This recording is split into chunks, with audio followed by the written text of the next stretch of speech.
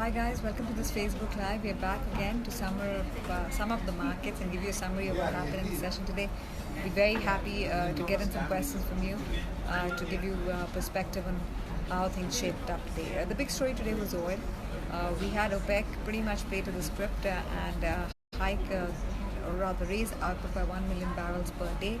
But a lot of people believe that the event didn't play out as was expected in terms of posturing or indicating to the market that they were really serious about bringing down oil prices. Even though the Iranian finance minister had said, or rather the Iranian oil minister on Friday had said that they would prefer $70 to be a good price. See, Iran is also getting into the battle, right? And they want their oil market share to expand, and that would only happen if prices would be competitive, right? So I think it was a fair amount of a negotiation that happened. It doesn't seem like a foregone conclusion that this is going to keep prices floored at $73. But the good news from an India standpoint is prices will pretty much be range. So I don't see a near-term to a medium-term spike coming in oil prices. What else was active in today's session? The IDBI story. The government looking at selling stake in IDBI to LIC. Looking at getting about 10,000 to 30,000 crores from the policy major, did not go down too well.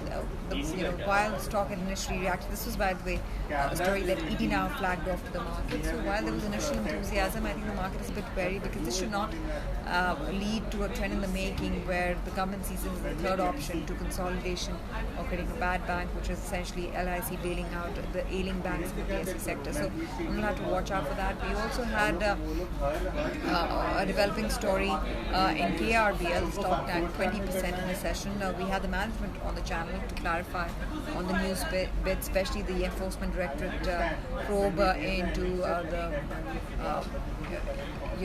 the whole defense scam, so to speak.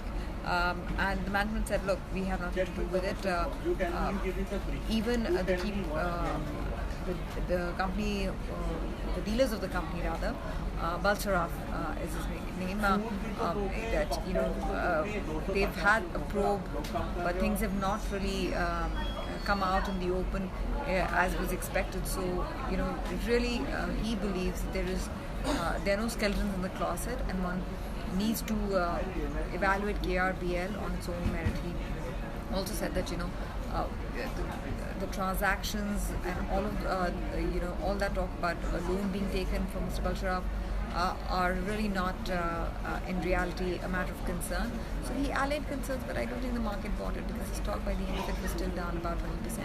Punjab National Bank Housing, PNB Housing, was in focus as well because you had the Economic Times front page report talk about how HDFC as well as Kotak Bank are interested in buying out stake in PNB Housing. So that's another theme that played out quite handsomely in the markets. Okay, let's get down to your questions. Okay, Ambi Shiva, market heading for a big crash. Crude is going up 10,900 is now taken out, all pointed towards a crash. Can't say that, Ambi. It's too inconclusive as of now. Yes, given the timeline, 10 years would seem like an extended time, right, in terms of the bull market that we've enjoyed, and especially coming on a base of a very strong 2017. But we'll have to see. It's, I think, very difficult. Nobody's really calling for a crash in the markets just as yet. The opinion is really divided between people believing that there is perhaps a more potential upside versus a lot of people believing that yes, this could be the tipping point for the markets. Okay, Hardik, I feel very scared about Tejas Networks. I have 2,000 shares at a very high price, which seem to be down 40%. What to do? Hardik, I'm sorry, but I haven't really checked Tejas's price performance. I know that it had a great run ever since its listing, but let me come back to you tomorrow specifically on Tejas Networks. What I can tell you, however, generally as a rule of thumb, which I advise investors on, is how to approach an investment where you're making losses, where your cost of investment is or the price at which you brought into the company is much higher than the current market price. there are two options. Either you cut your losses, get out, and look at other investments. You always make mistakes in the markets. Or the second option is look for a technical rebound. If you're saying that this particular stock has lost 40%, then technically there would be some sort of rebound where you would be able to cover some of that lost ground. So maybe 40 would become 30% or 25%. But that's a call you need to take, and you need to speak to your financial advisor regarding the same, because you don't want to make another mistake. You've already lost some money, and in the markets, losing money is also part of growing up and learning. But even so, I would suggest that you speak to a qualified financial advisor and approach this investment accordingly. Abhishek is asking about the trade war. How long will this trade war continue? How much effect it can have on the market? How long will it continue? Difficult to say, Abhishek, because I'm sorry, but I'll have to call my team member to just look at, because I'm not getting your questions in. If I could just get Dhriti to come in and just take a look at this machine. It's packed up. I can't see your questions coming in, but I'll take that question, Abhishek. The thing about the whole trade war scenario is that the questions are not. The thing about the trade war scenario is that nobody really understands the full impact of trade war tensions just as yet. How will it impact the Indian market? It's too early to say. We still have a lot of time to go before this becomes a full-blown war. I think there are trade tensions as you can call them right now. Because even if you look at the size of the Chinese GDP, which is, I'm talking about $14-15 trillion, you're looking at only $50 billion worth of goods being put on alert when it comes to imposing trading tariffs. You can do the math. It's really a drop. Unless it runs into, because 1,000 billion make 1 trillion, and we're talking about 14-15 trillion. So this is 50 billion of that. So it's, if you put some context to the numbers, you realize that it's still the tip of the iceberg. I think it's more posturing. It's more about signaling political dominance in the world, and I think that's where the story lies when it comes to this whole trade war situation. I think there's no direct impact as of now for the Indian economy. It's really what this does if it expands to trade tensions between other developed economies like the US, Europe, Japan.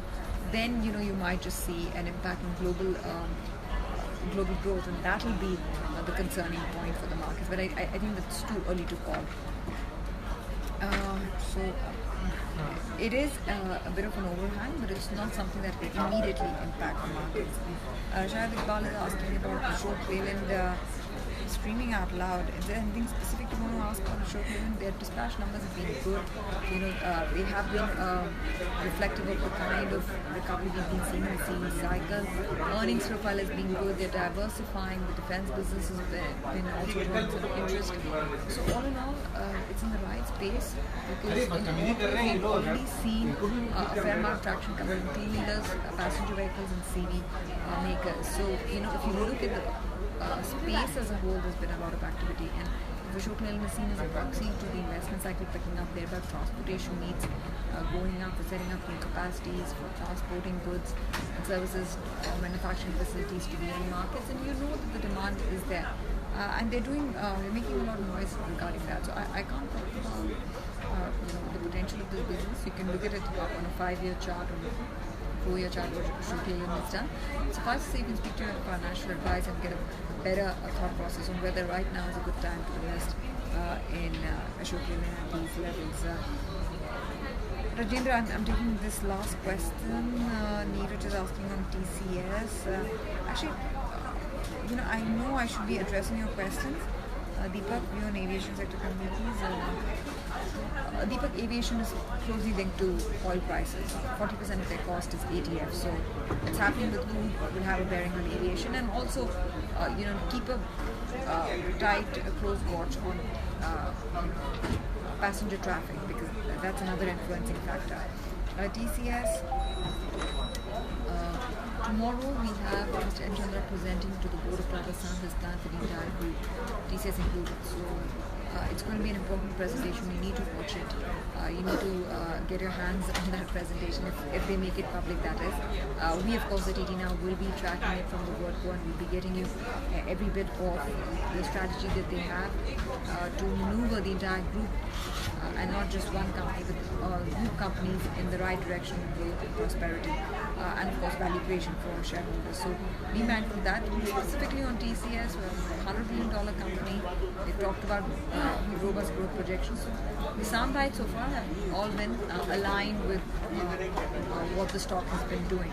Lastly, on telecom, Rajendra, with telecom, you need to watch out for what Reliance is doing with Jio and how the incumbents are defending their own space. So far, there's been no market share disruption.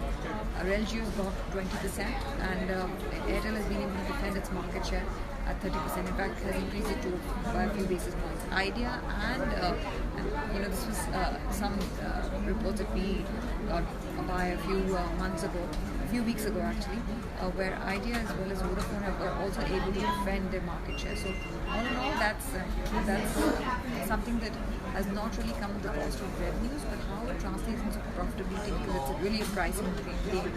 That's something that you need to watch out for. I'm completely out of time, guys, but thanks very much for tuning into this Facebook Live. I'll catch you again tomorrow evening at 4 p.m. Till then, keep watching all the market updates. Keep tuning into ET Now.